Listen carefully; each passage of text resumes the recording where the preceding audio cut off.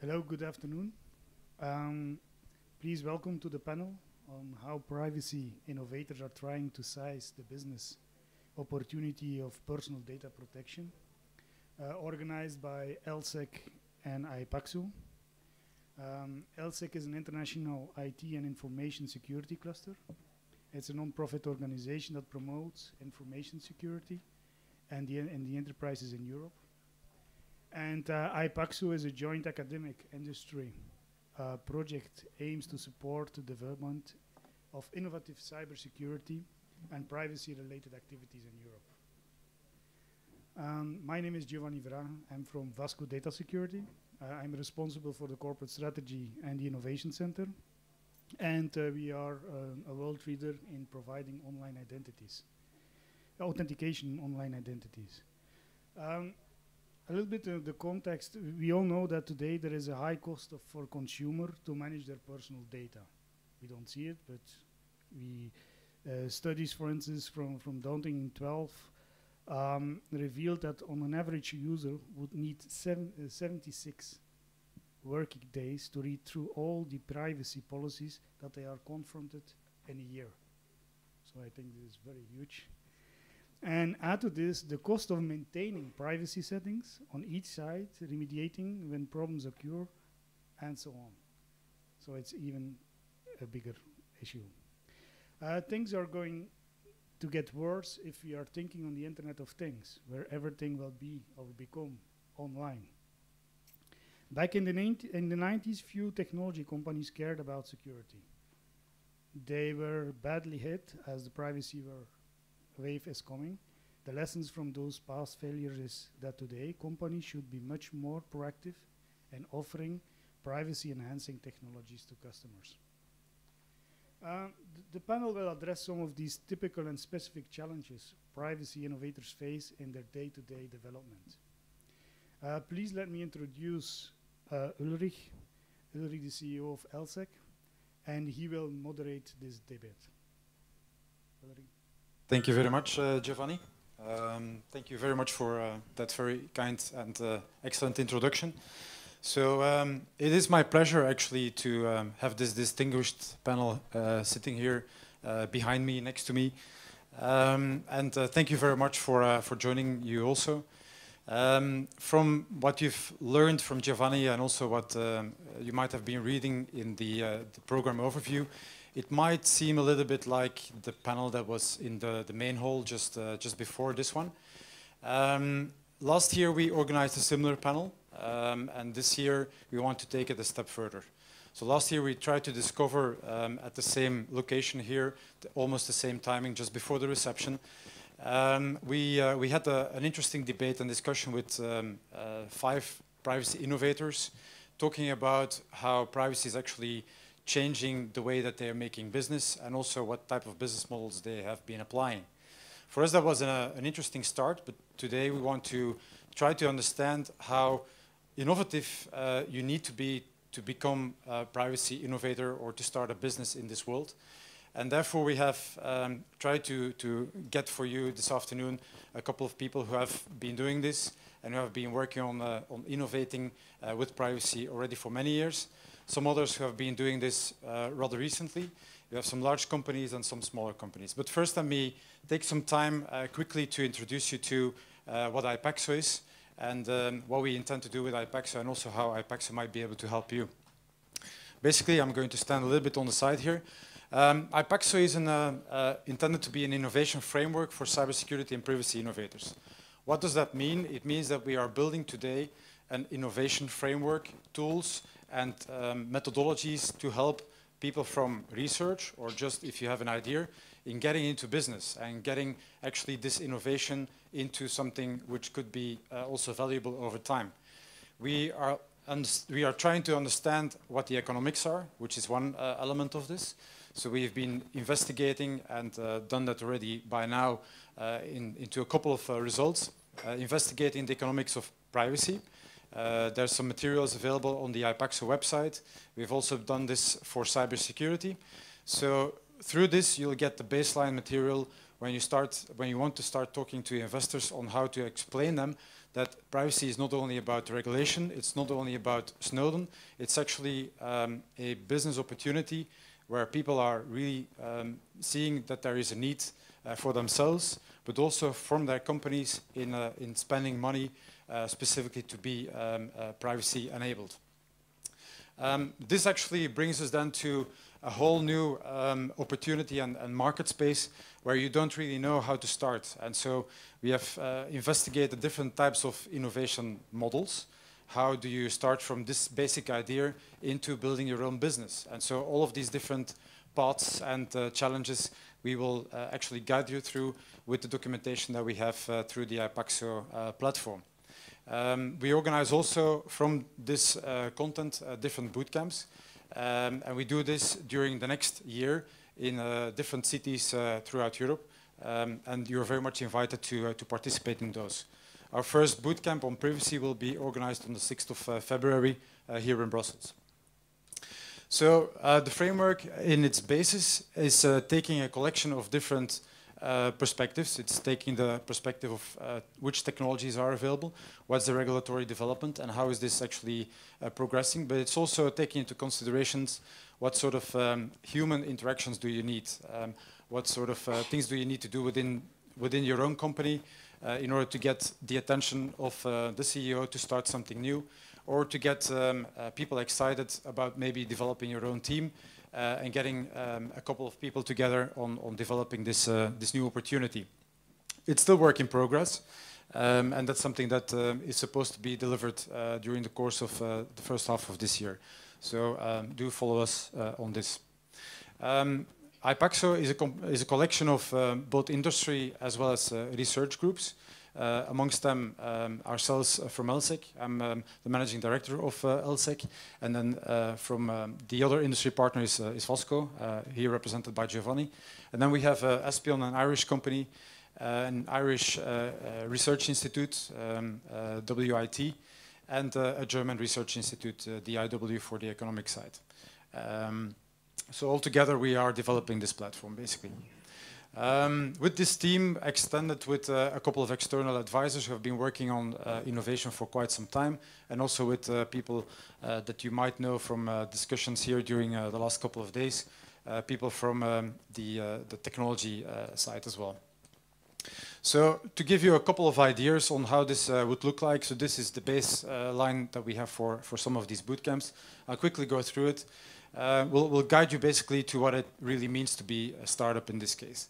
And as you'll be hearing probably also during the course of this afternoon, and already when I had a couple of discussions with some of the partners here around the table, it's not about the policy, it's not about the technology, it's really about knowing your customers. So that's basically where some of the discussions have been leading to with most of the innovators. So they really start taking the approach of understanding what the customer really needs. So we'll hoping to be able to find that out also during the rest of the afternoon.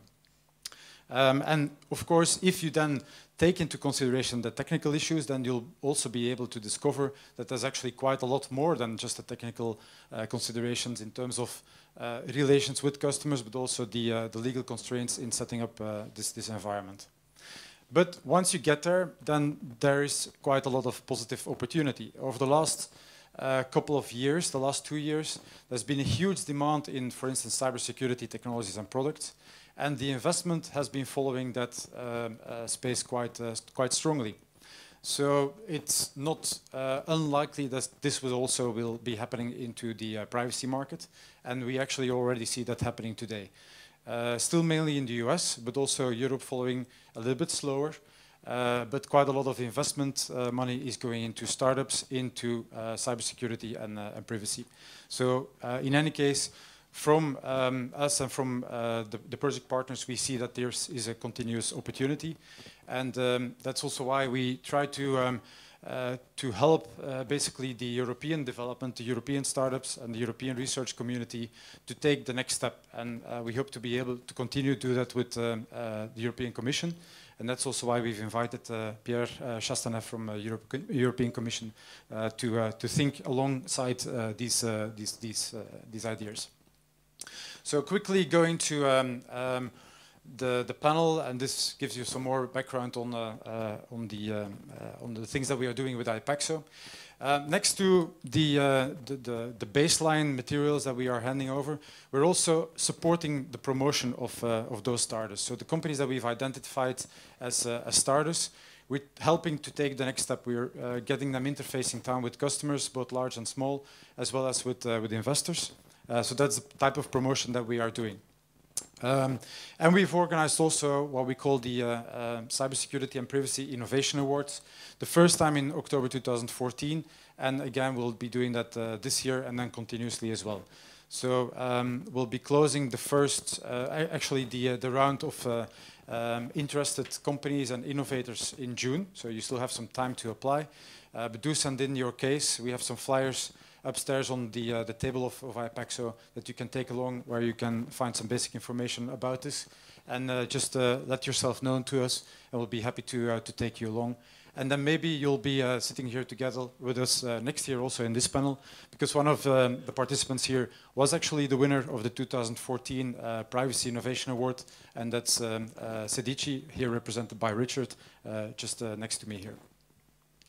So in short then, so a couple of ideas on some of these award winners. We had XLab, a Slovenian company, Kahuna, which was a Dutch company, G-Data, already a long time established, but doing very innovative things in cybersecurity space still on.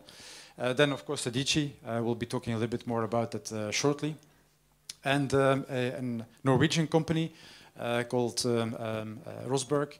And then finally another Dutch company called Intrinsic Idea, who have been building a very interesting technology for privacy and cybersecurity enabling on your smartphones. It's not yet the Blackphone, that's something that we'll talk about shortly as well. So let me introduce to you then our panel for this afternoon. I hope it's still visible in some case, but I mean you have the faces directly here, and I'll get this back up very shortly afterwards. Giovanni has introduced himself a little bit.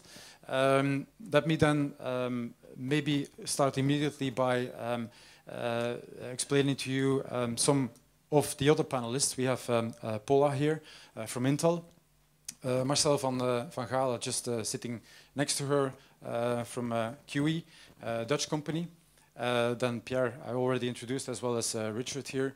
And then, of course, flying in this morning from out of the US, Toby Weir-Jones, the CEO of Blackphone. Maybe the next couple of slides, I've asked the different panelists to give a short background on their vision from their company on innovation. And each of them have 5 to 7 minutes to present themselves in that respect, and to give you a little bit of highlight on how innovation for their companies in terms of privacy really means. And the first one up, I would like to ask you maybe to introduce yourself a little bit, Paula, for the Intel perspective. Sure. Is this on? I guess it is, yes. Thank you very much, and thank you for the organizers for the opportunity to be here. It's a pleasure to talk with all of you. I'm with Intel Corporation. I'm Senior Counsel for Global Privacy Policy, and I help to coordinate the privacy policy across the organization and also do external influencing and getting our message out about why privacy is so important and what our vision is for us and for the industry as well. I'd like to talk about sort of privacy innovation in a little bit broader context. I come from a large company, so I should probably take a long view of this, or a broad view of this. I want to talk just a couple minutes about privacy as an innovation enabler, because I think it's important in the kinds of work that you're doing to kind of remind yourselves that privacy allows companies to innovate. It makes them stronger. It allows them to use data in ways that otherwise they may not be able to use it. And I think a lot of the things we've talked about this week already, big data, the Internet of Things, smart cities, you're talking about using a lot of data. You're talking about big data. And you're using it in ways that we haven't used it before. You're using technologies that we're not necessarily familiar with. And it's going to be really important if we're going to reap the benefits of all of that, to have the privacy in place to get it right. Because what this is all going to rely on is the trust of individuals, of users, of people in their homes, of teachers and parents in schools.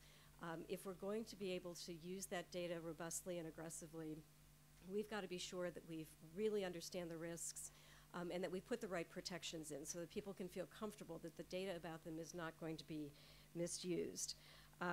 So I really would want to emphasize that putting those strong privacy protections in place, it creates trust, and it enables innovators to really use the data and realize all of those benefits. There's a lot of vision out there, particularly in the area of big data, as well as in all those technologies that use big data that can make some very significant changes and address some very significant social problems that have really resisted solutions.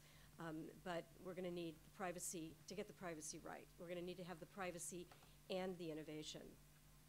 And so when talking about privacy and innovation, I think of it as sort of a basket of tools. One of which is the kinds of privacy tools that I think we're going to be talking about more this afternoon, which is it's sort of in the mode of a privacy-enhancing technology, a privacy innovation that helps you do things like understand privacy notices and statements made about privacy. It's really enhanced transparency. I believe Giovanni talked about the fact that it could take so long, days, weeks, to really be able to read all the privacy policies we've encountered. These kinds of technologies can help us do that. Helps us manage our identity, manage all those passwords, the ones that I'm constantly forgetting and constantly having to change. Helps us secure our data. And we at Intel are working hard on those. Our Intel Security, which was formerly McAfee, has really highlighted two of their tools recently. At the Consumer Electronics Show in Las Vegas, we talked about, Brian Krzanich, our CEO, talked about True Keys, which is a password, a biometric password where the individual becomes the password and allows them to identify themselves to their home, to a device, and really starts sort of lessening the burden of password management. And the other is the Mobile Security Suite, which is a McAfee software that runs on your phone and helps you identify what kind of data the apps on your phone are accessing, and helps you make decisions then about using those apps. Renee James, our president, thought this was so important that we're putting it out there free so that people can use this, because we believe that this piece of privacy innovation is so important to users and to the health of businesses and the use of these devices. But I think what I'd also just like to highlight that those devices and those technologies are really part of a broader picture that includes fair information practice principles, those long-standing ideas about data that we've probably talked about at different points this week, that they really reflect our values about data, about our relationship to data. They're the way we try and make sure that the data serves us and doesn't dictate to us. And what we're going to need to do in this new environment is be innovative, look for new ways to make those fair information practice principles work. And I think that's something that we need to think about in the innovation space. We're releasing a paper next week for Data Privacy Day where we're going to talk about our ideas, but there are lots of ways to approach these things, and I think that the more robust the discussion is about how we make fair information practices work, the better off we're going to be in creating that trust. And finally, privacy by design, which has become a very common word in the world that we work in, and that is working with designers and developers and engineers all along the life cycle of the design work, and asking hard questions. What kind of data are you collecting? How do you plan to use it? Do you really need that data? How are you going to store it? Is there any way you can mask the data? Is there any way you can have the user make choices about that data? And that requires its own kind of innovation. Its own kind of hard thinking about how we can do this in the best way to provide the best service to the consumer, but also enhance the privacy protections. So I would just want to say that the goal here is that we have both. We've got sound privacy and innovation. And one of the, and I'll leave you with just an analogy that one of our colleagues, our senior colleagues at Intel uses that I think is really apt, and it's about a Formula One race car. And that race car is built for tremendous speed and tremendous agility on the racetrack. And it is remarkable how few fatalities and how few accidents there actually are. And the reason that can be is because all along the design cycle of that race car, people are thinking about how you build it in a way that enhances the speed and protects the driver. And 20 years ago, there were a lot more accidents and a lot more fatalities, but people kept working on it, they kept going back to it, they learned from mistakes, and they kept working and innovating to make those cars better. And I think that's a little bit of what we're doing here in this space. And so with that, I'll hand it off to Ulrich. Thank you very much, Paula. Very enlightening to get a little bit the perspective and vision also. Okay, as our next speaker, I'll hand over the floor to Pierre. Pierre has been, somehow I'm interfering here with my own microphone. Pierre has been with the European Commission for some time and has also, you know what, I'm actually going to get rid of my cell phone, who's making all of that noise. It's not a black phone, it's not a black phone, so it's also looking black, but not yet. He's been very much involved into the preparation of Horizon 20. Maybe there's another one that's... It's the iPad. Okay, we found the guilty one. Let me see if I can do it this way. Perfect. So Pierre is actually the deputy head of unit of the DG Connect, specifically on the trustworthy trust and security unit.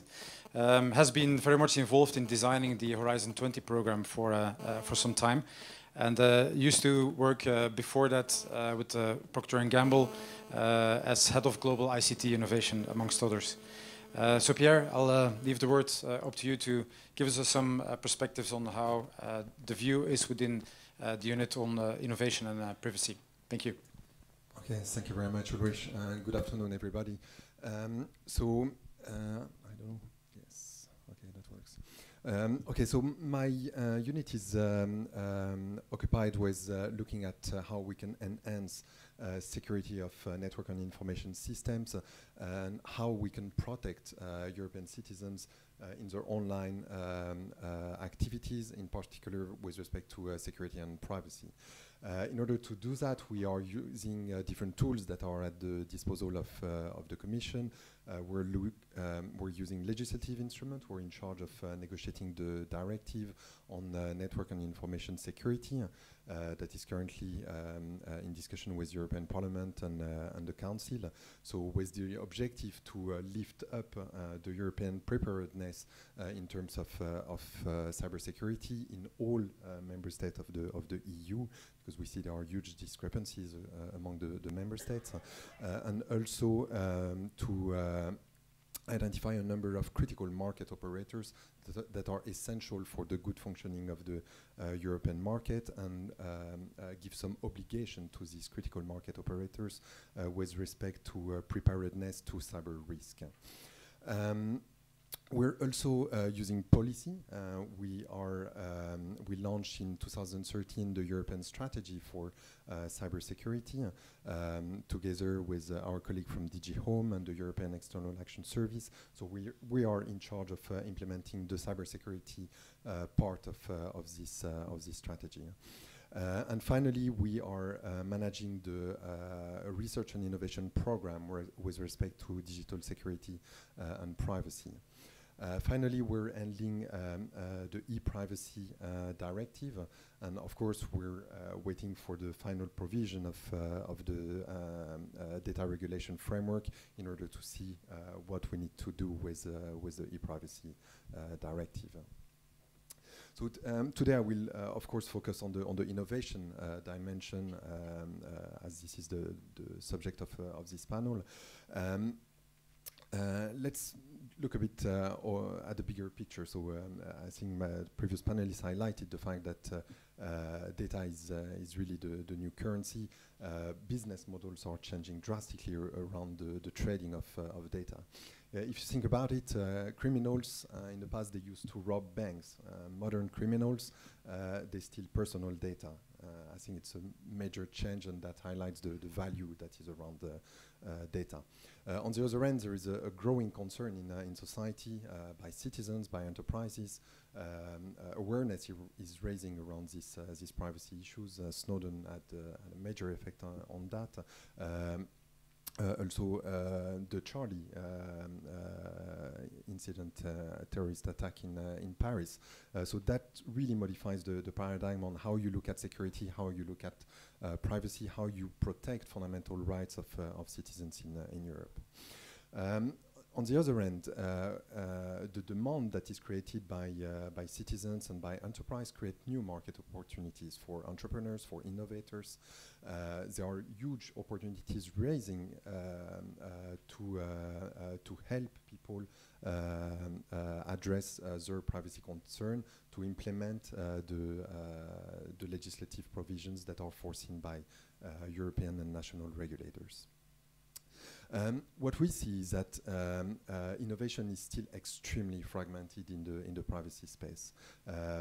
If you look at other digital technologies that have much more come to maturity, a lot of the innovation is very much roadmap based. If we look in the privacy space, it's still pretty much greenfield, I would say. It's going all over the place, a lot of ideas, but it's not like if you will see emerging major trends where you see a majority of the industry is going. So it's still a lot of ideas, very dynamic field, many ideas mushrooming here and there. This is also reflected in the way the Commission has addressed that. We have to be honest about that. If you look at the project portfolio that the European Commission has been financing under the 7th framework program of research, you see that first of all we didn't address it as a specific dedicated topic. But still a number of ideas and dedicated projects on privacy emerged simply because the proposals that were made in this area were extremely good and they were eventually selected through our processes.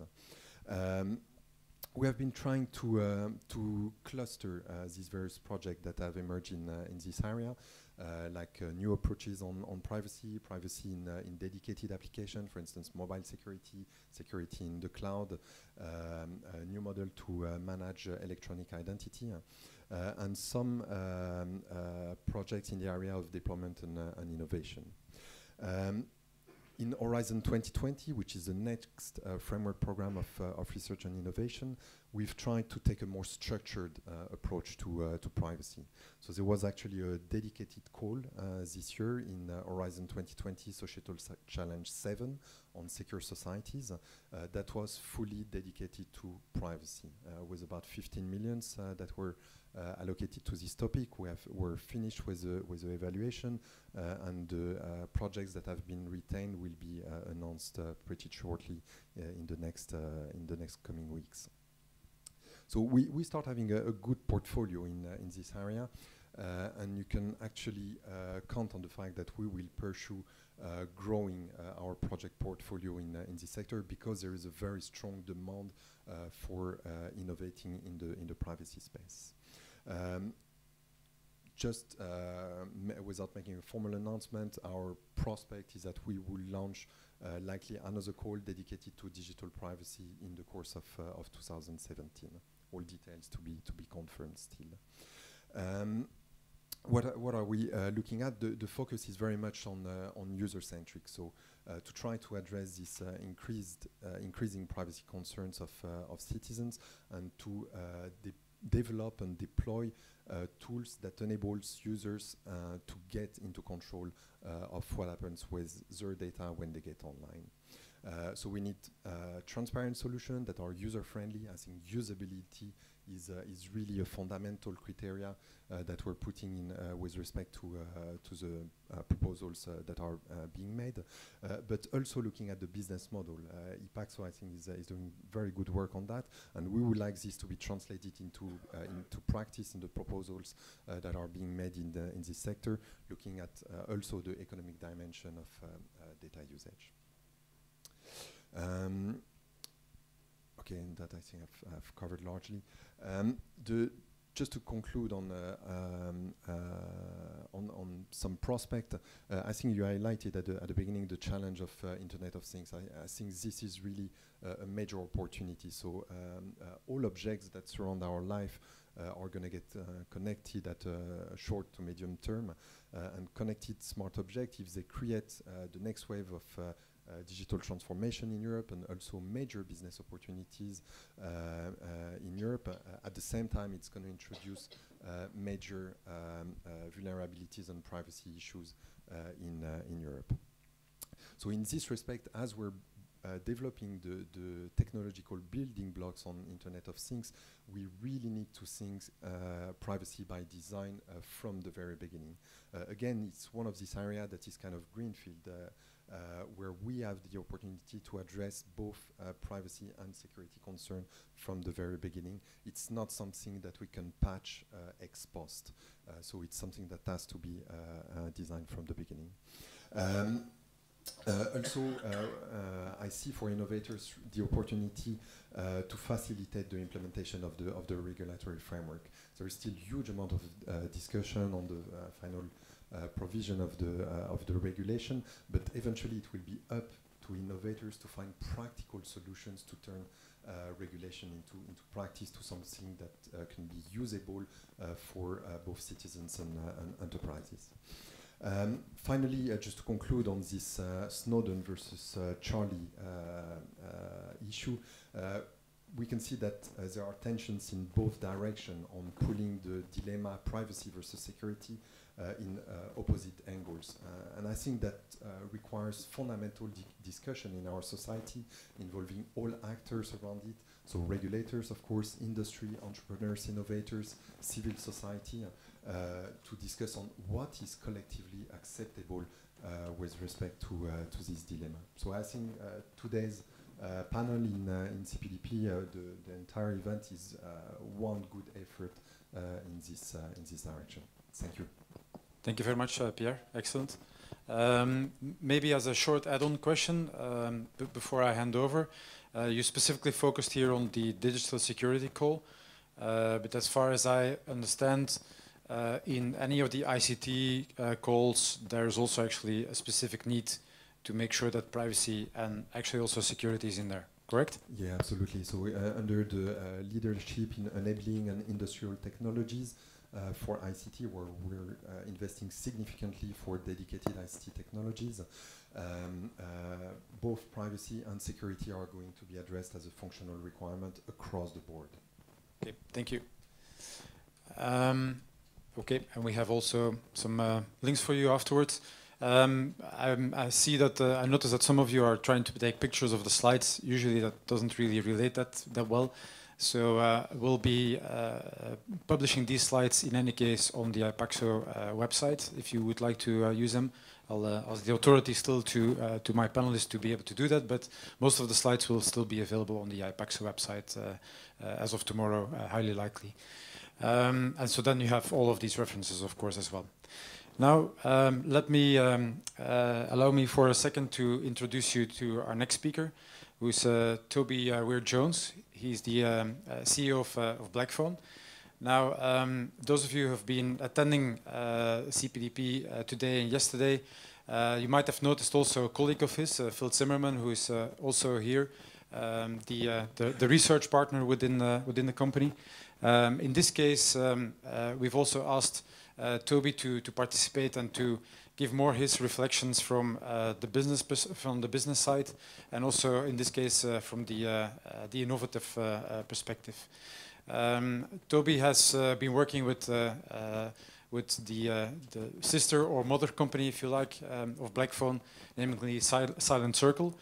for the last couple of years, and he has sort of been migrated away from there into leading up the team within Blackphone. So Toby, if you like, please go ahead. Thank you very much. Ulrich's quite right. I started off at Silent Circle in November of 2013. I went in to perform a different function, but on my first day, there was a casual mention made that, you know, we've been thinking about doing a phone. That was November 2013, and I said, well, okay, that sounds interesting.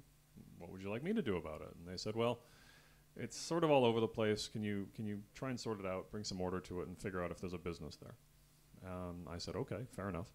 So fast forward to Mobile World Congress 2014 at the end of February, and we've announced Blackphone 1. The reality is that we had literally only just kicked off on the formal hardware and firmware engineering about 2 weeks before the show. We completed the complete design, engineering, and manufacturing of the first run of mass production units, and we're shipping by June 30th. We did a complete revision on AOSP in order to build Private OS, which is Android-based. We did all of our custom firmware integration on the back of the NVIDIA chip that we used in the first device. And we had a backlog of orders that exceeded our original mass production run by a factor of 5. So I like to think that we proved that there is interest in this sort of product if you do it correctly. Since then, we've now been shipping the devices for, well, this is our 7th month. And we've announced a tablet, the details of which will be released at a perhaps somewhat high-profile industry event that is fast approaching. I can't say which. And we have alluded to the fact that, as is always the case with mobile phones, they have a relatively short shelf life. And so you can reasonably expect that there will be more phones coming as well. And we have a few surprises in store, but the bottom line is that our focus really was about making these sorts of tools usable, the same themes we've just heard about from my colleagues here on the panel. Security as a notion, of course, is as old as anyone can remember. The value of private communications, whether it was a Caesar cipher 2,000 years ago, or, you know, the languages that we maybe imagined as children when we were speaking in silly code words to our friends. There's a certain fun that comes from being able to choose who understands what you want to say. And historically that has been limited to the purview of people who had pre-existing definitions about what was valuable. And that's fine. That's been a good market. I've been in the information security business for a long time and have met a lot of those customers over and over again selling them different products.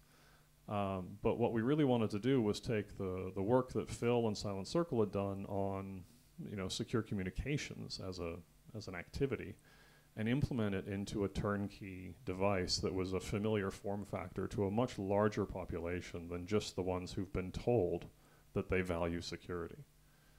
You can't simply treat it as a checkbox item and expect any sort of widespread adoption. And so Paula's analogy about the race car is exactly correct. I use a similar one. I talk about the fact that seatbelts, you know, were resisted at first because you were told you had to wear them, and everybody had an opinion about why a seatbelt was a bad idea. It was either fashion-based, they didn't like how it looked or what it did to their outfit, or subjectively, they just felt that they were safer being thrown from the car in the event of a crash. And we just chuckle about that now because it seems like such a quaint idea, and so incongruous in comparison to the 2 seconds you invest in your safety when you sit down in the car and put your seatbelt on. And we have learned that that is a good idea. It is an investment rather than a burden. So I'm assuming I can do this. Look at that. So fortunately for us, the industry seems to have agreed, and we've won various awards and received a lot of very, I call it high quality press. I have never pretended that the product is without its flaws, and there are certainly lots of areas where we will continue to innovate. But the fact remains that we've turned this into a business, and we've received a nice amount of recognition for that effort. And I think that's, you know, really a testament not only to perhaps the efforts of the team at the company, but also a testament to the fact that the market was really hungry for this sort of solution, because I'd wager that at least 95% of you in this room, if not close to 100%, have a phone in your pocket. And you buy a new phone every couple years. And you think about what features you want your next phone to have, which perhaps your current phone doesn't. And so the opportunity for us to innovate is to become a part of that internal monologue that you have for yourself and part of the external dialogue that exists around this notion that phones are essential. We've all come to depend on them for a large list of reasons. And Blackphone is really, a product of that. So I'll tell you a little bit about the phone itself. I won't go into all of this, but in effect, we treat this as an enterprise privacy platform. The phone is certainly, a tangible embodiment of that, but we need to have a bunch of other pieces in place in order for it all to work. And one of the important lessons that I remind people of is, look, you don't have to buy a phone from me in order to be on the platform. You can get silent phone, silent text. You can put them on your iPhone. You can put them on your Samsung Galaxy. And you can participate in that part of the platform immediately and at low cost. We don't give it away for free. We believe that there is value in having a good quality tool backed by good engineering and a solid customer support organization where you can have a measure of confidence that the company will be here because it is commercially viable, not just because there's a lot of buzz. And again, that's an important distinction that we think we've proven can be true. I don't know if you can see this too well. Let's just jump through to the whole big version of this diagram. Here we go. So we have clearly the hardware element. We have the critical apps that both we ship on the phone, and soon with the launch of the App Store we'll make available via a vetting process. And then of course we have the underlying operating system, private OS. And this is really where I would argue most of the innovation has come, because we set a few parameters. First of all, we needed to be able to offer the device for sale at a price point that was more aggressive than the devices we're used to. And in vernacular terms, that meant it had to be less expensive than an iPhone. Secondly, it needed to be familiar. It needed to work and feel like devices that you were used to. So you didn't have to learn a bunch of new skills, and you didn't have to feel like the odd man out for doing something that was somehow different and therefore less flexible. And that's really key. We have always said, even if we don't ship, dozens of preloaded apps on the store, there is nothing preventing the user from installing whatever they want and using it. What we want them to do is be conscious of that choice and be conscious of where their information is going if they put Facebook on the phone, or if they put WhatsApp on the phone, or anything down those lines. Similarly, if an enterprise issues you the device, an enterprise stipulates policy, or regulators stipulate policy. It doesn't matter where the policy originates. Assuming you are a sort of noble and law-abiding person, you have a general interest in conforming to that policy. And so the device needs to be able to accommodate a wide range of policy controls. And we do that both natively on the device and by being open to third-party device management tools, which is why there was an announcement about our integration with Good Technologies and their MDM client, and why we've also spoken publicly about being agnostic to the use of other MDM clients. Again, we don't want to put a barrier down that reduces the usability of the device. And as an innovative approach, we think that's important. Phil spoke earlier this afternoon about, of course, the value of open source software and how that allowed PGP to be successful. And we've taken a similar approach. The device cannot prescribe a whole bunch of dependencies and controls which are in conflict with whatever else our customers are likely to do. It needs to be able to be a viable business while not being the only solution that the customer will use. And it needs to stand on its own merits rather than simply because somebody told you to use it, because that's a surefire way to kill a security product. I'll just jump ahead on a little bit here. The phone does ship with a number of additional tools beyond core communication. The ones that people use most frequently are the VPN, the anonymous search, and the private web browsing. And then they use it's called Secure Wireless, which is a tool that allows the Wi-Fi to protect you from beacons and other harvesting technologies as you walk down the street or walk through an airport. For those of you who don't know, these beacons have become very popular in retail establishments for tracking individuals and then later matching the individual's hardware identifier, which they've harvested from your phone, to the point of sale information that is generated when that same hardware identifier generates a very strong signal by standing next to the register. And that allows them to profile you, track you when you show up at the same coffee shop chain in the next city or at the next airport. It's all quite sinister and entirely invisible. So again, the approach there is to disable Wi-Fi altogether unless you explicitly want to use it. And we don't require the user to participate actively in that. It just works when they go about joining Wi-Fi networks the way they normally do. What's happening is that we are turning Wi-Fi off altogether when you're not using a network you trust. One of the other important things that we emphasize is interoperability. Again, it's great that if you want to buy 2 Blackphones so that you can talk to one another, I'd be happy to sell you 2, but I don't want you to have to, right? We all know that at the end of the day, encrypted communications tools generally require something functionally equivalent at the other end, but it doesn't have to be a $600 handset. It can be an app which you can use for $100 a year, and it can be an app that runs on an iPhone, like we have here, or on another Android device. So again, the platform is not trying to be protectionist. It is trying to be open and inclusive, recognizing that not everybody needs to buy a phone today. But if you can treat me or come to trust me as a provider of a credible ecosystem, then I have a reasonable expectation that at some point in the future, you'll probably buy more than one thing from me. And again, that's part of the way the business model is meant to work. Software suite we've talked about, private OS, and again, as Ulrich said, these slides will be available, so I'm not going to go through this table, but the other key thing that we did when we were doing private OS was we got down into the kernel level. We control the entire build, down to source code for firmware integration. That's quite unusual at all. It's unheard of for a new OEM. It is challenging, but it means that we take on the burden of building a complete flash of the device before the image ever goes to the manufacturing facilities in the Far East. And it means that we can verify the signature on those builds when the devices come back out at the end of the production line. So again, we have a certain chain of custody knowing what may or may not have been done to the software, but more importantly, we take on all the responsibility for support and quality and everything else for hooking into the Bluetooth chip or the camera or whatever other device drivers are necessary in order for it to be a phone. Because if it's not a good phone, first and foremost, you're not going to use it. I don't care how clever the encryption is. Let's see, we're going to skip over that because we sort of touched on that. Designed to maximize your control over the phone. This is, again, really important. The security center is where we allow the user actual granular access to all the permissions. You may have noticed when you install an app on your phone, it says, here's the laundry list of permissions that you have to accept. And historically, everybody says, okay, and they don't pay any attention.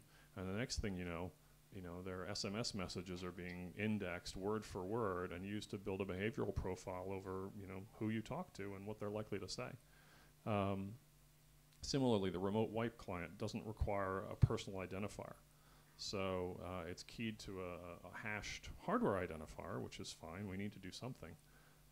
But we don't force you to give your personal information to a cloud-based service, which you may have heard some stories in the news can lead to some rather undesirable compromises.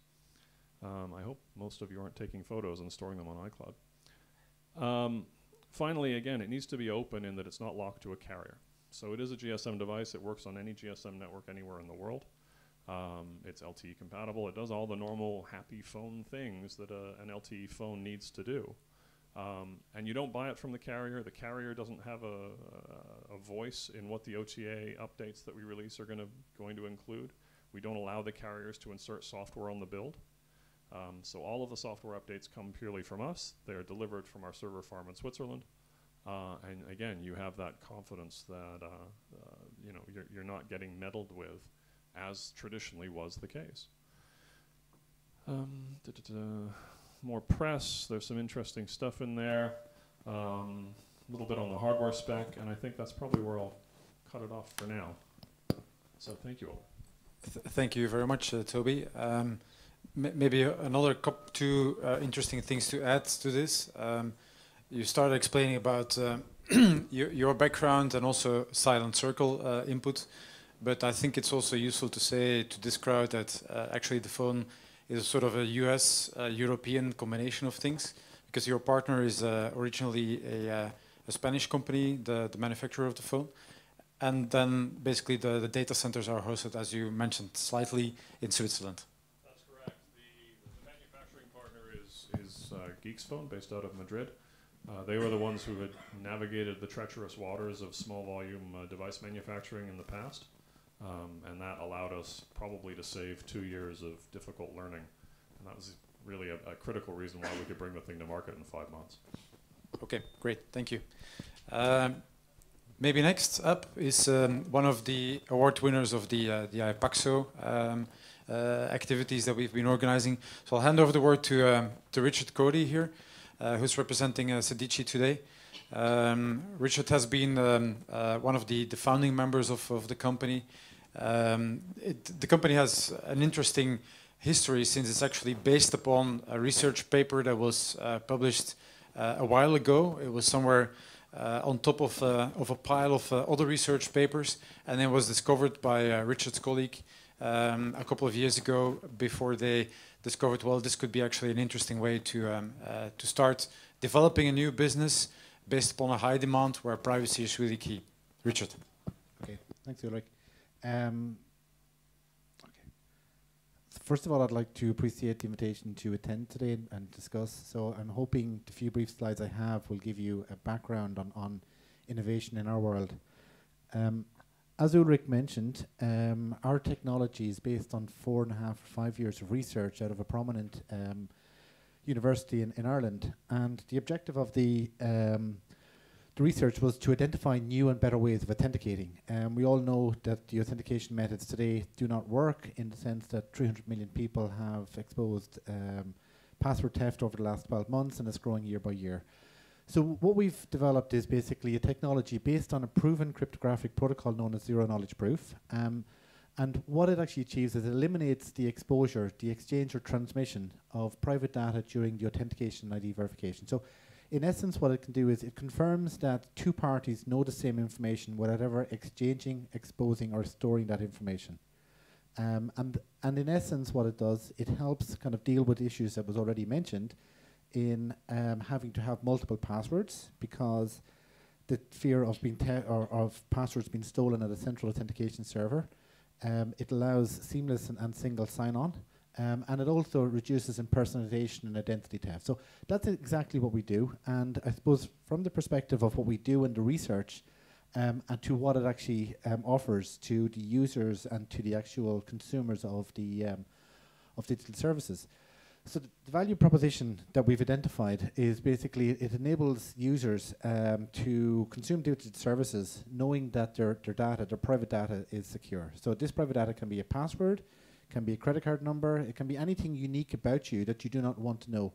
And it also, by extension, it allows the users to reclaim or take control of their identity online, but not impact the actual ability to access digital services that they already do today. So where we're at, 4.5 years of research and development, 1 year of commercial focus. In the last 12 months, we've won a number of significant awards, I suppose, in Europe and South Africa, the US, and in the UK.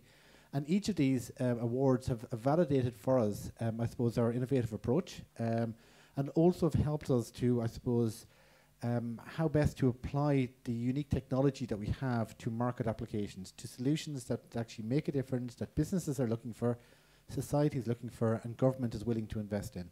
So I suppose a number of the significant awards in this part of the world would include the Horizon 2020 funding, which was discussed previously by Pierre, the IPACSO award last October, November, and also I suppose in the last month we won the EY Startup Challenge for the right to be forgotten. So all of these validate that we have a unique technology. It has challenges to, I suppose, identify solutions to based on this technology, and from the I suppose from the engagements to date, we've identified 4 or 5 key areas where we can see we can offer value. Each of them was based on the fundamental principle that there's no private data stored, no private data exposed, and no private data exchanged. And we're talking about multiple factor authentication, contact center authentication, which the graphs here will kind of show you a little bit more about. But in essence, it's authenticating users in different environments, in a mobile, in a contact center, using credit card tokenization, and also in the whole area of identity validation and know your customer, where companies and organizations are looking to validate identity by using and verifying it against trusted third parties. So each of those 4 or 5 solutions are being prototyped at the moment. They're being market tested with various organizations in Europe, and we're moving into a stage where we're looking at rolling out some of the solutions to meet the actual needs that we're talking about. So I suppose this is probably my last slide, in the sense that it talks about the companies that we're engaging with at the moment and the validations that we've had. As mentioned to you, we're working with BT. They're looking at the whole area of authentication as a service. EY is addressing the whole right to be forgotten directive. Eircom is an Irish telco. Nexmo. But in essence, we're focusing on the banking, the payments, utilities, and suppliers and consumers of digital services. And each of these have a need to be able to better authenticate and better protect your identity and your private information online. Final slide basically is where we're continually to innovate through various research, strategic research engagements. We're looking at various collaborations on the with organizations like IPACSO and others, and we're looking to, I suppose, get involved in validating the unique technology and research in real-life applications. So that's Sedicii. It stands for Secure Digital Credentials, and I'm happy to answer any further questions at the end. Okay, thank you very much, Richard. Perfect, thank you. The animation was catching up on you. Last but definitely not least, we have one more innovator who has been really very much known for all of his innovations, specifically early on in the Netherlands, where even before the word privacy, I think it got even conceived as a real issue. Marcel and QE were already busy building a platform and actually putting that into the market. Shall I switch over? Or? Oh, no, you can sit there. Yeah. Hope at least that. Yeah. Oh, this one. So while Marcel is getting prepped up here, just to let you know, there's a good reason why the organizers are putting us here also as the last workshop of the day. That is because at 6 normally there's the Epic Awards. So the reception starts there, but they've allowed us to continue. So whenever you hear the bellman, then you know that's going to be 5-2. But we will continue until you have no more questions. And then you're free, to, of course, to go up and join to the reception. So in any case, if you have any questions already or things that you would like to ask or comment on, keep them in mind. And after Marcel's perspective here, we'll be happy to do a sort of a roundtable on the different questions at hand.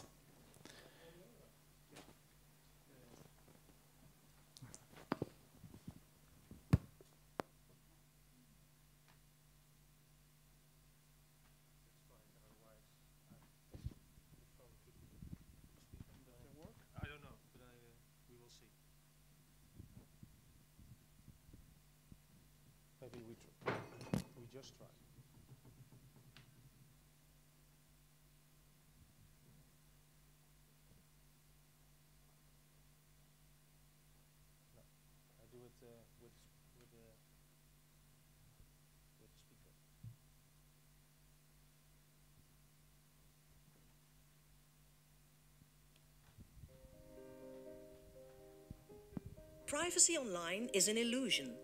I would lie if I said this is about to change, and I believe that it is impossible to protect one's information online. We should never think to gain control over our information in the digital world. It is possible through innovation can no longer be said. It is just the way it is.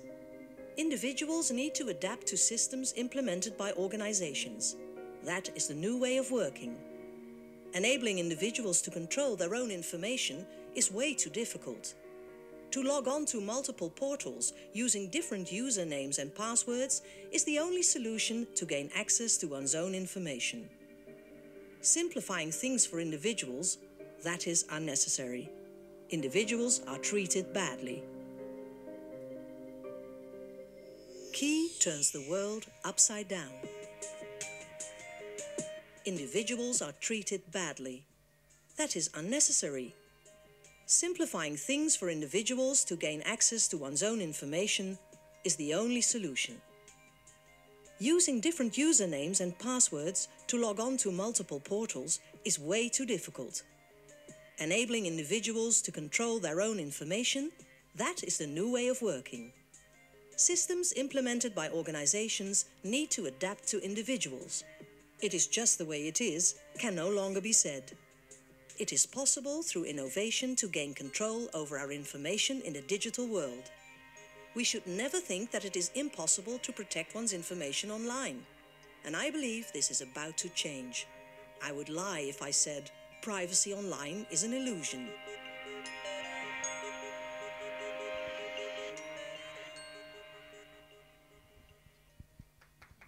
Thank you.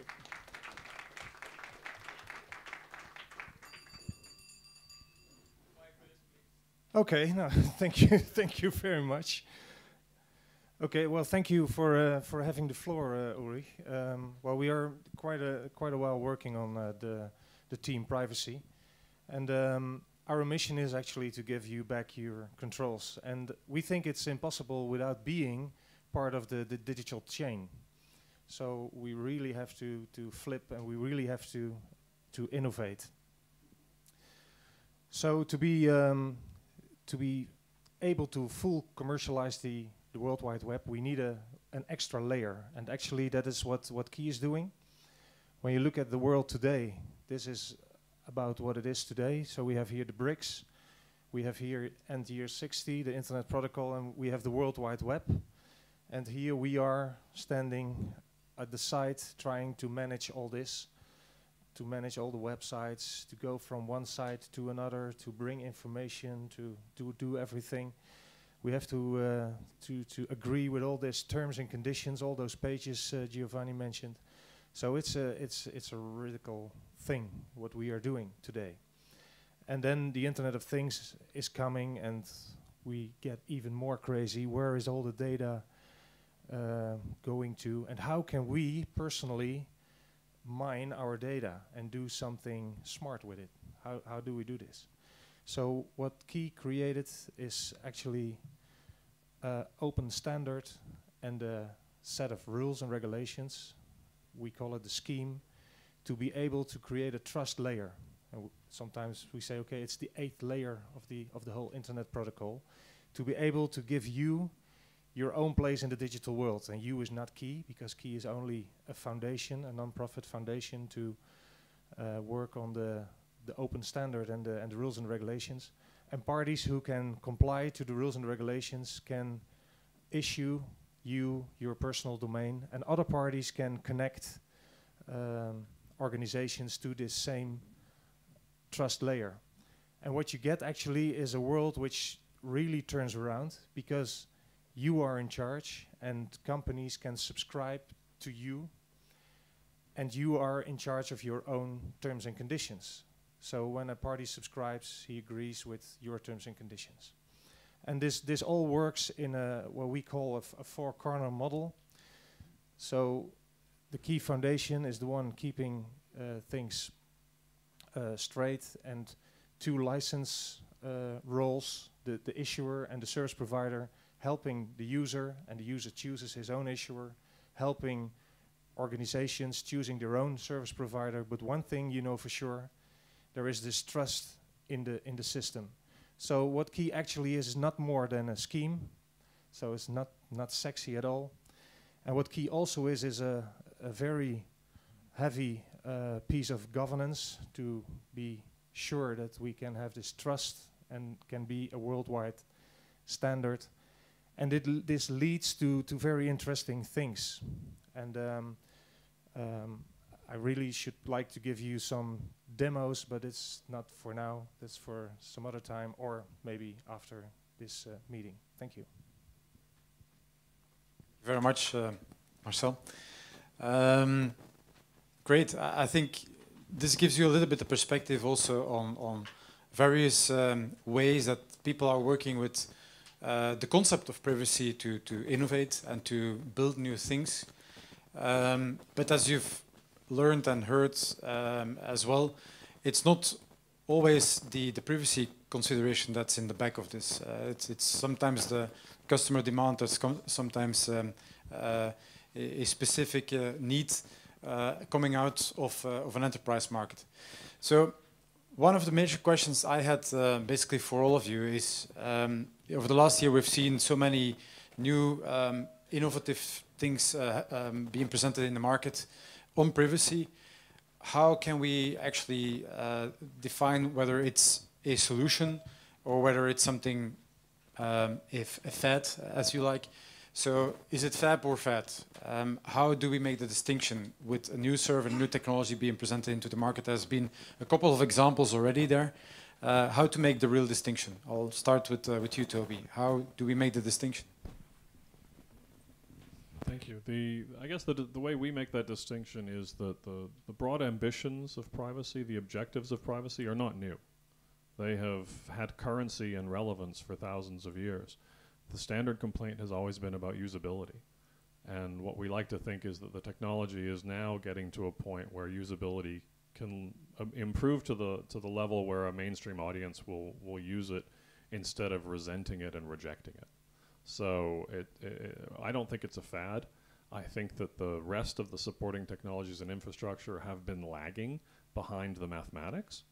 And now finally we're getting to the point where the phones are powerful enough and there's enough creative thought on user experience and user interface design that these tools can become legitimate alternatives without the classic penalties and disadvantages. Okay. Marcel, you've been an innovator in this market for some time. How to distinguish fab from fad? Well, I think a very important thing is usability, ease of use, because people are well like ease of use. My original background is a designer, and I'm happy with that because I try to look from that perspective, and I think things like privacy and control over your own data is only possible when we are part of the digital chain. And I think that a thing like privacy should be a setting, my setting, because my setting is different than your setting. So, but to be able to make this setting, I have to be there, and I have to be this part of this chain, and I have to be able to work very easy online without a lot of hassle, because then people won't take it. In the end, Paula, coming back to you, you mentioned a couple of solutions that Intel McAfee has now been putting into the market. How come that it took so long, basically, for the company? You've been there for like the last 20 years with McAfee, even longer with Intel, to start really building solutions towards privacy, while this has been something that has been ongoing for many years. Well, I have to say that I'm very new to Intel, so it's a little bit difficult for me to comment on that history. But I do know that, and when we brought McAfee into the fold, there was a renewed energy brought to this, and I think we're seeing sort of a geometric increase in the efforts that are being put to this. I think that, I mean, Intel has been quite clear about its commitment to privacy. We've been calling for privacy legislation for 10 years, so we understand that, and I think the acquisition of McAfee allows us to, really pursue that in very concrete terms, using the sort of usable innovations that I mentioned. The two that I mentioned are examples of those. Okay, Richard, coming back to you, you've been participating in the Horizon 20 SME startup and successfully as actually one of the only, or maybe even the only security and privacy related company.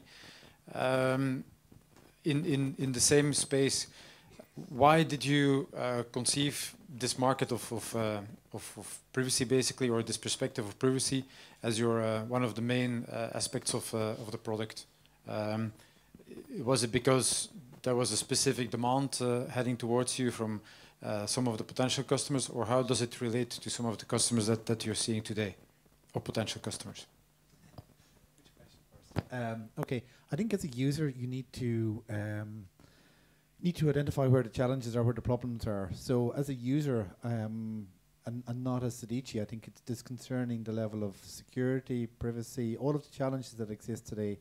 And I think that is one of the primary reasons why Sedicii has evolved, in the sense myself and my co-founder Rob Leslie have a strong belief in the need for what Marcel mentioned, trust.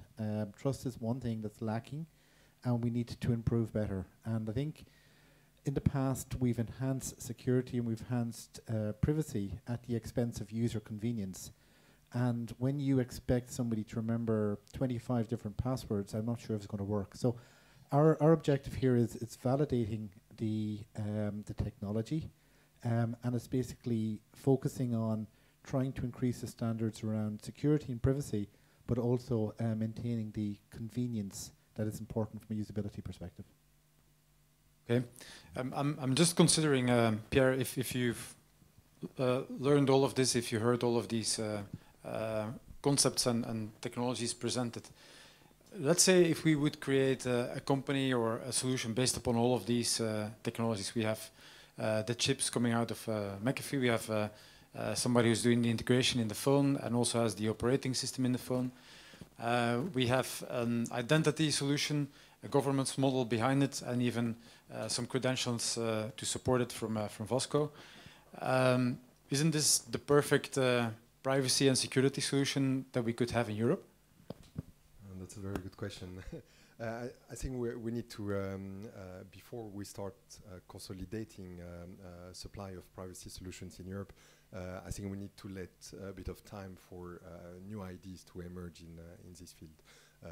Until we have a stable regulatory framework, we need to let innovators propose solution and also test it. I think user experimentation is absolutely fundamental, and eventually they will decide what is most convenient for them. Then eventually market consolidation likely will happen on its own.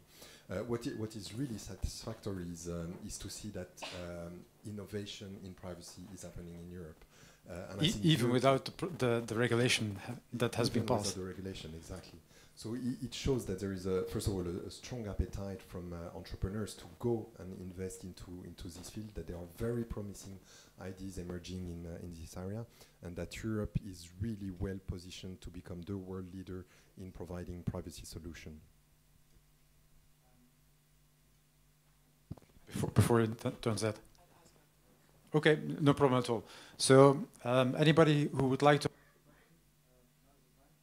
with a working microphone, I hope. Yep.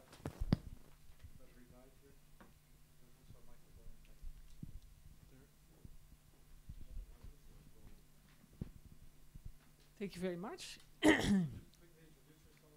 Yes, Mireille Hildebrand, Professor of Smart Environments, Data Protection and the Rule of Law in the Institute of Computing and Information Sciences. So I'm a lawyer working with the computer science. My question is, I find this all very interesting, very important, but my question is, think big data analytics. If you can be re-recognized based on your behavioral data, then these solutions are important, and I suppose that the Blackphone takes away a lot of the leaking of behavioral data. But if we have sensors everywhere and a lot of the other things that we do online, that is not a solution. So I'm very much interested to what extent, for instance, working with credentials can be, which is now about non-dynamic but stable situations, how that can be implemented for behavioral data. Because being traced and tracked is not so much about your name or your credit card, but about your behavior. And I'm very curious. Are you working on that also in the same sense that we can that we have more granular control over the behavioral data streams that are far bigger than these data streams? And especially if you talk IoT, they're going to be enormous. Everybody in particular.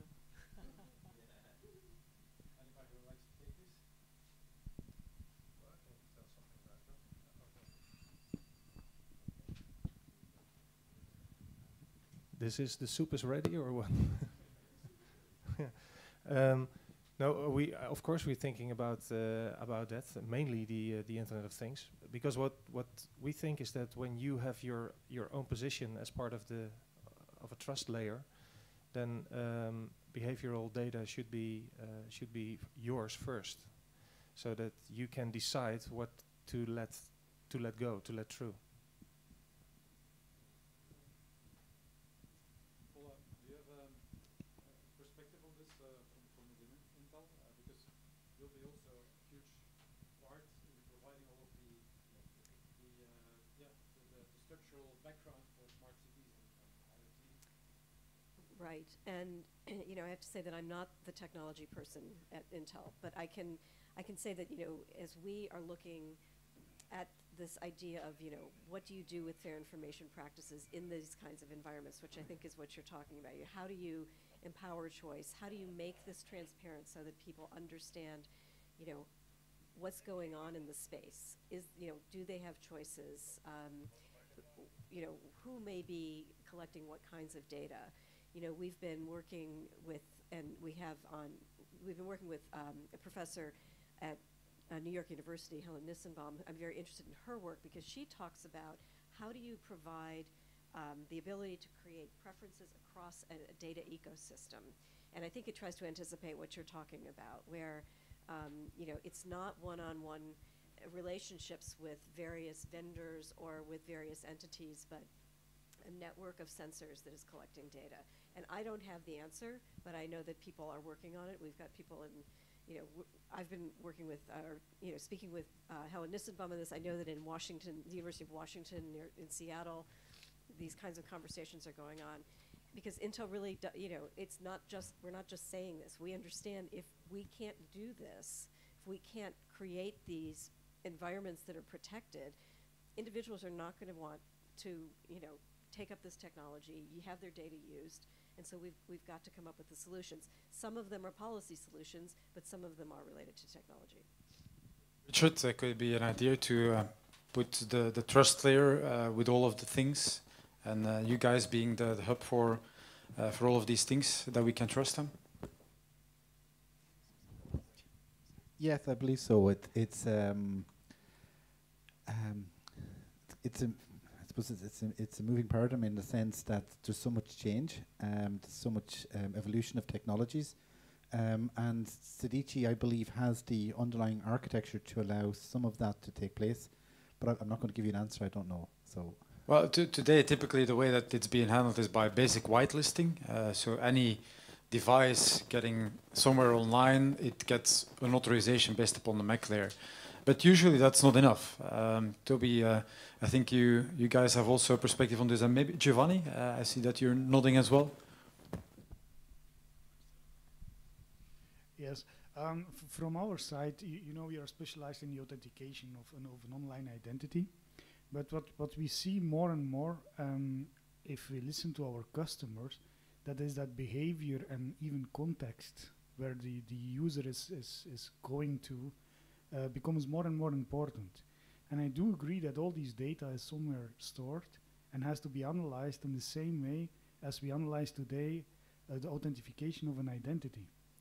And what I do see is in our innovative projects that becomes more and more important, besides the really making sure that you know where the person is at that moment, becomes even more important than the moment that the person said, yes, I want to access that platform. So you see there is indeed a shift and behavior, but also contextual part, and the risk analysis around all these parameters to say, look, It's not a black-white answer anymore of the user as the user what he said. No, it's more a risk analysis from all the parameters that is going around that. Toby, shall we have an Blackphone OS on all of the devices around? Well, clearly that's the right answer. No, we talk about this issue in terms of the cost of surveillance. The problem with bulk surveillance is not that it was a new capability, it was that it could be done very, very inexpensively. And so there was no cost penalty to sweeping up the records of tens of millions of people and sticking them in a large data center in Utah. So, you know, from a mobility perspective, what we're doing on Blackphone is dramatically raising the cost of surveillance for a Blackphone user, assuming they use the product the way it's intended. But that doesn't have anything to do with your real life sort of external public world movements, which I believe was part of the substance of your question. I know I have said on a few occasions now, this is not an invisibility cloak from Harry Potter. You still have a footprint. You are still visible to, for example, cell towers. And, you know, the right person with the right authority or the right back door can still learn information about you. The point is not to be invisible. The point, at least from our point of view, is to have ownership over the content of your communications. So while I may well be able to identify that, you know, you are talking to someone, I don't necessarily know who you're talking to, and I don't know what you're saying. And you know, if we can get that right and have a foundation for it that's widespread, that gives us a good place to start. But maybe it gives you the power of the ring, so you'll be invincible, but maybe with some other elements to it as well. We had another question there. I'm Dennis Hirsch. I'm from Capital Law School in Columbus, Ohio, in the States. So I work on privacy and governance, and my studies of governance have convinced me that law and policy is not necessarily antithetical to innovation. It depends on the method and type of law and the policies that are used. Law and policy can either promote innovation or it can deter innovation, or I guess it can be neutral. I'm interested in your thoughts. To what extent do existing laws and policies in the data protection, privacy area, or elsewhere inhibit your innovations? To what extent have they encouraged or driven you to innovate? What in particular you want to ask? All of the above. And I guess the gentleman from the European Commission probably has thought a good deal about this. I certainly would be interested in hearing from him. But from the innovators themselves, I'm actually particularly interested to hear anybody.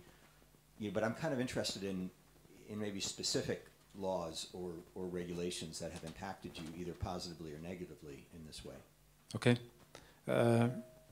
Maybe Giovanni, let's start with you on answering this. You're a sitting duck. From our point, we always starting from a user perspective. And then we dig down to all the obstacles we see during the path. So I think if you look at more from a commercial side, really, and commercial innovative point of view, then you really try to find a balance between that user convenience part, between, of course, the total cost of ownership of your solution that you are bringing to the market. And of course, we may not forget the third element, that's the security aspect. And what we saw during all these years, and especially to the last innovative product that we brought to the market, that it depends to the vertical where you are looking at, on which domain that it becomes more and more important. To give you an example, if you look to the, let's say, e-commerce products that are very popular, like a Facebook and so on, user convenience is very, very important. And that has its impacts on privacy. If you look, for instance, to secure a high amount of a banking transaction from one person to another one, there the security aspect becomes more important, and also the regulations that are in place becomes even more important, that link to that solution. So you see, this is really finding each time the balance between these three elements. And that's in fact the basic of any innovation that we are doing within our company, Vasco. Any specific on inhibiting regulation that you discovered? So regulation that really has inhibited you from doing business somewhere? On the technology side, not. It's more on the on the practical issues that you cannot do business, because you may not do, for instance, you are excluded to do business in some countries or so on, but not on the technology side. Toby? So very quickly, we have gone to some lengths to ensure that we're not defined as a communications network provider. In the US, for example, for the gentleman from Ohio, the specific reason is to avoid falling afoul of CALIA, which is the Communications Assistance for Law Enforcement Act. Essentially, it's the wiretapping act that allows specific investigations to perform lawful intercept on voice communications as operated by network providers. So that was a very conscious choice on our part, because it would inhibit our flexibility. Similarly, we don't pursue any government standards, be they US or otherwise, which would require us to implement specific government-dictated encryption standards. So, for example, we're not FIPS 140 certified and don't intend to be, so that we don't have to implement the NIST encryption suite, which some of you may know was recently revealed to have been compromised by the NSA some years ago. So whether that's an impediment to innovation, that's maybe debatable, but it certainly has a direct influence on how we choose to evolve the company and what particular features we can implement. Pierre, maybe for you specifically, if there, in the, as you put it quite correctly, I mean, there's the Snowden versus Charlie. I think it's very relevant here as well.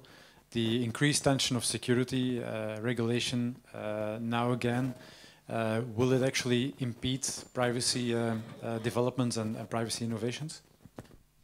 Yeah, that will require quite some debate with a broad range of stakeholders. Purely on the regulatory side, I think there is a need for stability, and once you have a stable regulatory framework, that gives a perimeter for enterprise to know what they can do and what they cannot do. So I think it's good because it provides this stable framework in which people know they can play. Then there is no one size fits all. So there is once you have a stable regulatory framework, there are huge opportunities for implementing in practical ways on different application domains the way you implement the regulatory obligations. Just to make it really practical, I mean, if you consider health data, for instance, there is very specific need in this field, either considering research data to identify specific pathologies, or if you consider smart metering data, the business models are completely different, the actors are completely different, so the way this is going to be implemented is going to be very different. So that requires innovation on the way things are going to be implemented. And also business opportunities. I was thinking like a data broker in the case of smart metering, for instance. That's a great new ideas that are emerging in the field that will create new business opportunities. But if you don't have a stable regulatory base, then none of that can really happen. So also inhibiting drives innovation. Okay, thank you very much all. Maybe just final one. Let's do a very quick final round. Your latest innovations, and let's start here with Richard. What's the latest innovation that you're thinking of?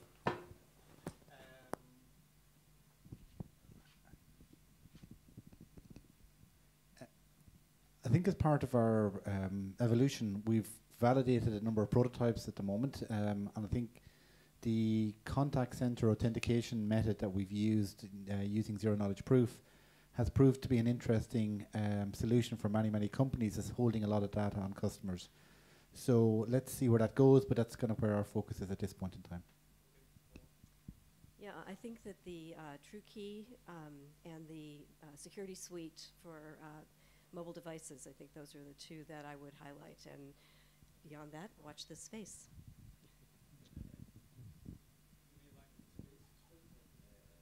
Oh, no, you know what I mean.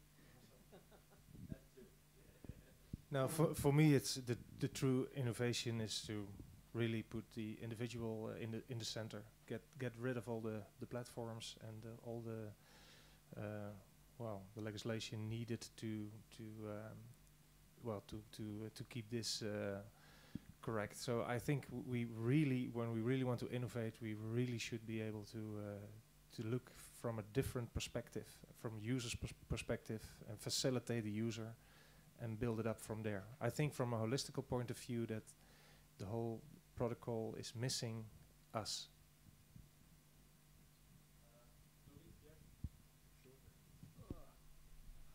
So for us, the next innovation that will be available in about 2 weeks is an over-the-air update which will implement a complete kernel-level virtualization platform for every Blackphone and future devices. It'll allow you to solve the problem of having to carry 2 phones. You will have complete and total separation between spaces with equal security controls and functionality between them. So you won't have the classic sandboxing restrictions of only certain functions permitted in the safe space. And that's going to be made available for free to every device that's already out in the field, as well as all future devices going forward.